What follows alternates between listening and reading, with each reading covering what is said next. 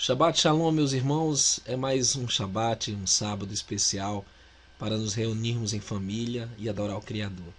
Nós hoje vamos cantar, pelo menos aí algumas canções das Escrituras, tá? Você acompanha conosco a letra aí. Primeiro é o Salmo capítulo 1, verso 1 a 3, tá? Vamos meditar, vamos juntos.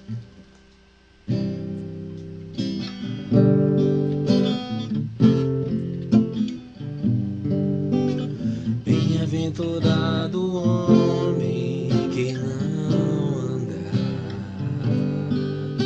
segundo o conselho dos ímpios, nem se detém no caminho dos pecadores, nem se assenta na roda dos escarnecedores. Antes o seu prazer está na lei de Yah, e na sua lei medita de dia e de noite. Ele é como árvore plantada junto às correntes de água, a qual dá o seu fruto na estação apropriada, e cujas folhas não caem, tudo quanto fizer prosperará, a qual dá o seu fruto na estação apropriada, e cujas folhas não caem, tudo quanto fizer prosperará.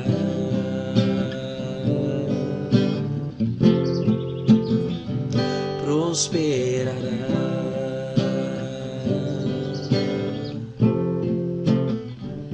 prosperará. Aleluia, louvado seja o Criador. Vamos aprender mais uma canção das Escrituras. Ela também está no Salmo. Salmo, capítulo de número 51 e no verso 11, 10, 11 e 12. Vamos meditar também.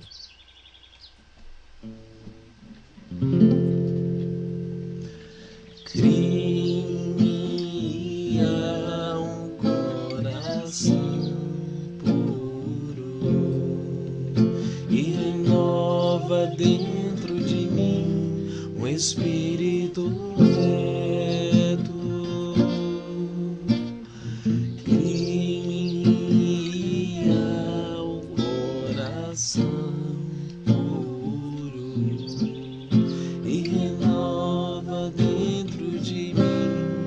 espírito reto. Não me lances fora da tua presença, e nem retires de mim teu Santo Espírito. Restitui a alegria da tua salvação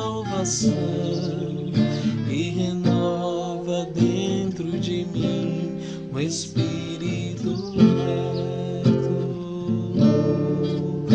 e renova dentro de mim um espírito reto.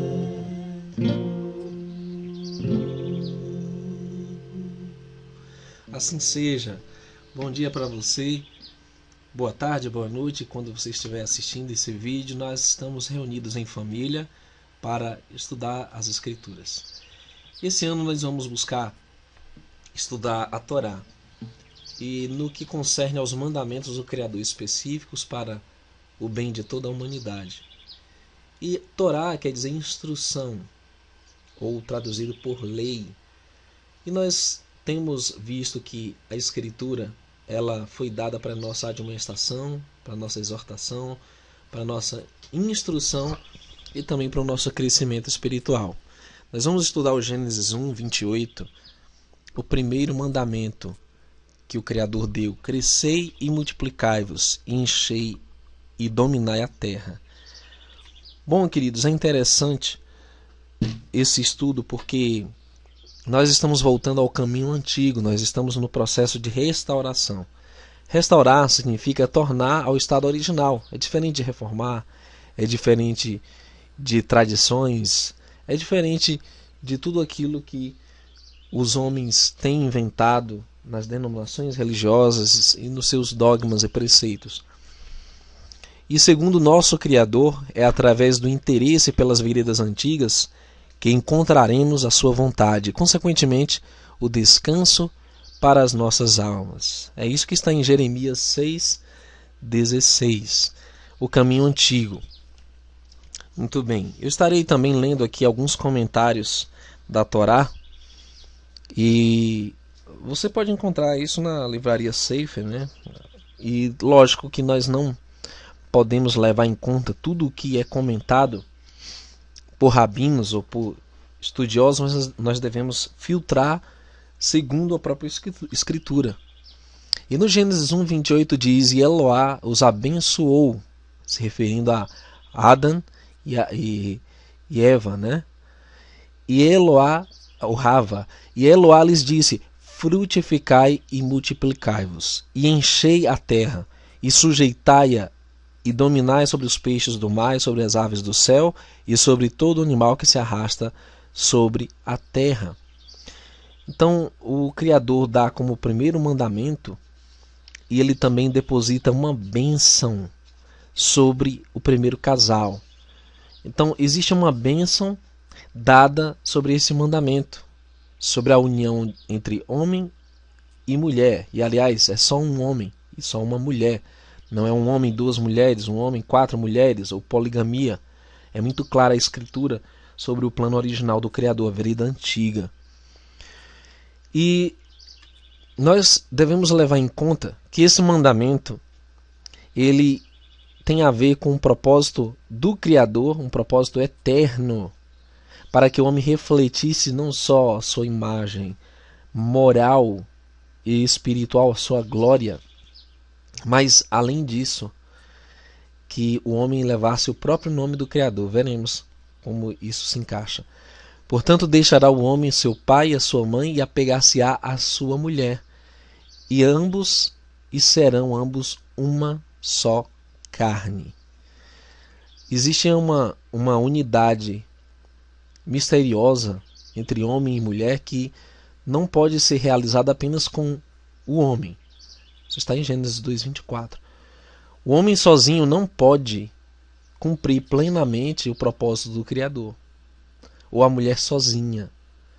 Por isso que o Criador diz que ele tem que deixar seu pai e sua mãe, e isso é muito importante, para que eles tenham liberdade e independência suficiente para cumprir esse propósito. E se tornarão ambos uma só carne.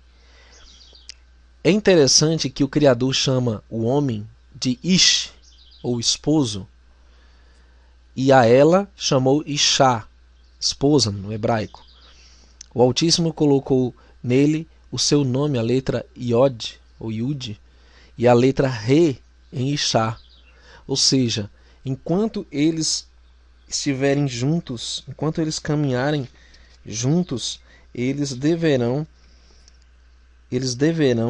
refletir a imagem do Criador e carregar o nome do Criador. Aqui diz assim: se eles andarem nos meus caminhos e observarem os meus mandamentos, meu nome estará com eles. Eu os preservarei dos males e das aflições.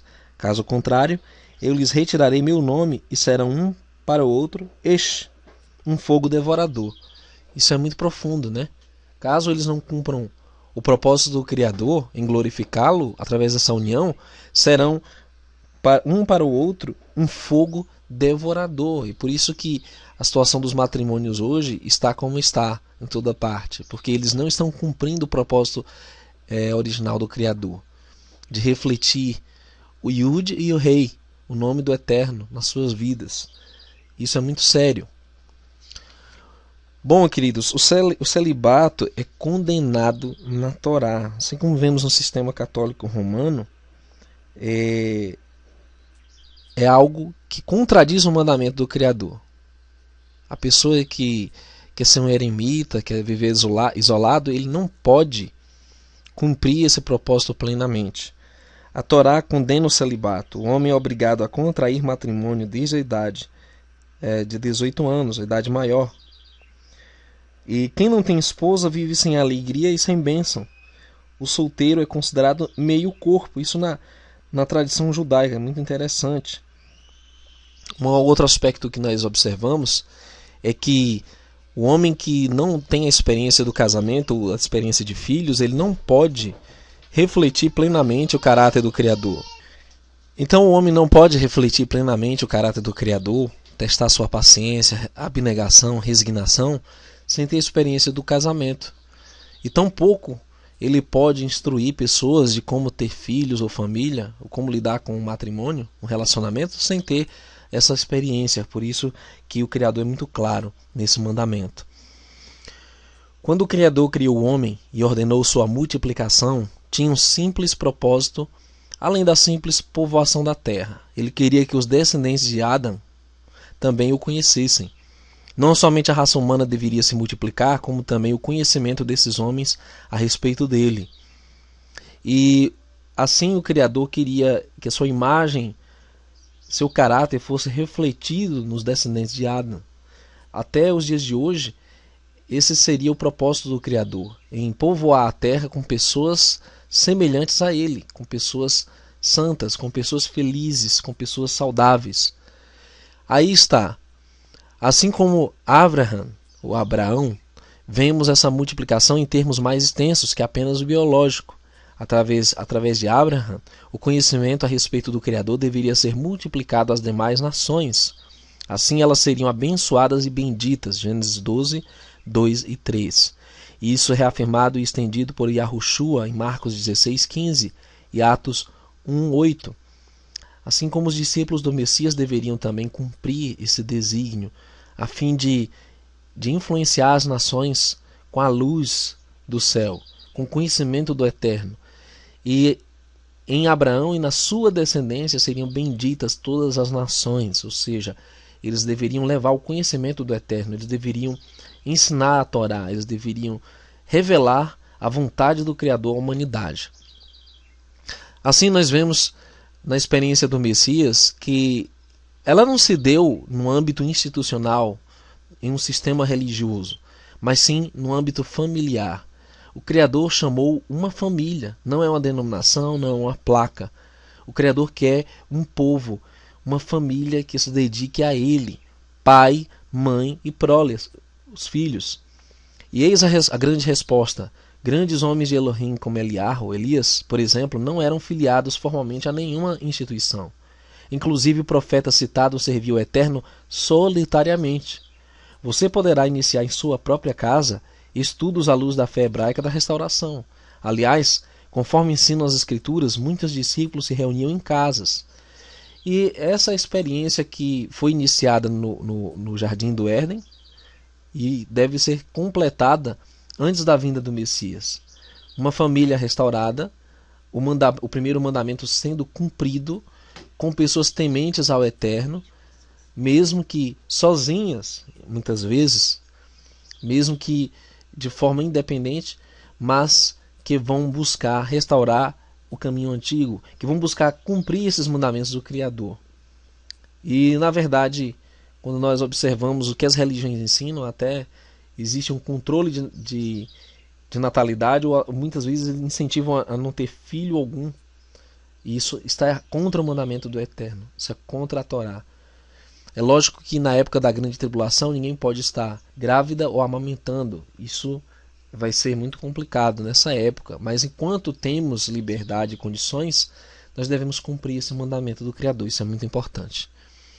Bom, queridos, nós vamos estar se aprofundando cada vez mais nesses temas. Hoje é apenas um início e nós vamos estar analisando a Torá e cada mandamento que o Criador deixou para o bem da humanidade. E existem muitas promessas para aqueles que guardam os mandamentos do Criador. São bem-aventurados, e felizes. Há uma bênção em ter uma família. Há uma bênção em ter filhos. Há uma bênção em seguir o mandamento do Criador e buscar cumprir fielmente os seus mandamentos. Que o Criador abençoe a todos. Shalom, a paz do Altíssimo esteja com você e até um próximo Hangout.